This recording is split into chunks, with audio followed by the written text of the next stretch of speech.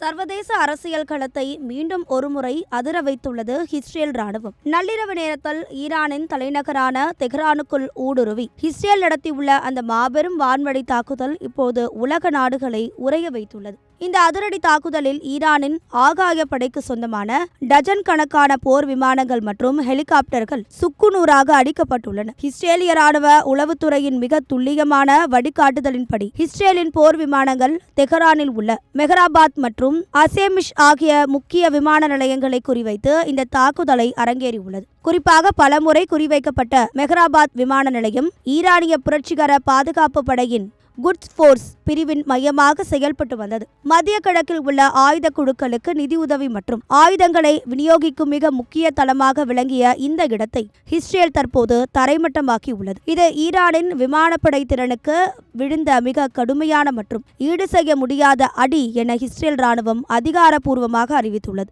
இந்த தாக்குதலுக்கு முன்பாகவே ஈரானின் உளவுத்துறை தலைவரான மேஜர் ஜெனரல் மஜித் காதேமி மற்றும் குட்ஸ் படையின் மூத்த தளபதி ஒருவரையும் இஸ்ரேல் சுட்டு வீழ்த்தி இருப்பதும் குறிப்பிடத்தக்கது. இந்த வெற்றியை தொடர்ந்து இஸ்ரேலிய பிரதமர் பெஞ்சமின் நெதன்யாகு ஈரானுக்கு ஒரு பகிரங்கமான மற்றும் கடுமையான எச்சரிக்கையை விடுத்துள்ளார். இஸ்ரேல் நாட்டு மக்களுக்கோ அல்லது அரசுக்கோ எதிராக செயல்படுபவர்கள் மற்றும் ஈரானிய தீய சக்திகளின் கட்டமைப்பை உருவாக்குபவர்கள் யாராக இருந்தாலும் அவர்களின் அழிவுக்கு அவர்களே பொறுப்பு என அவர் மிக கோபமாக தெரிவித்துள்ளார். தங்களை அழிக்க நினைப்பவர்கள் எந்த மூலையில் இருந்தாலும் அவர்களை தேடி கண்டுபிடித்து அழிக்கும் வரை இஸ்ரேலின் இந்த ஆக்ரோஷமான தாக்குதல் அனைத்து முனைகளிலும் முழு பலத்தோடு தொடரும் என நெதன்யாகு விடுத்துள்ள அந்த மரண வாக்குமூலம் இப்போது இணையதளத்தில் பெரும் பரபரப்பை ஏற்படுத்தியுள்ளது. இஸ்ரேலின் இந்த அதிரடி தாக்குதலுக்கு பிறகு ஈரான் தரப்பில் இருந்து வரப்போகும் அந்த பயங்கரமான பதிலடி என்னவாக இருக்கும் என்ற அச்சத்தில் ஒட்டுமொத்த உலகமும் உறைந்து போய் உள்ளது. மத்திய கிழக்கில் நாளுக்கு நாள் அதிகரித்து வரும் இந்த போர் பதற்றம் உலகளாவிய பெரும் போராக மாறுமா என்பதை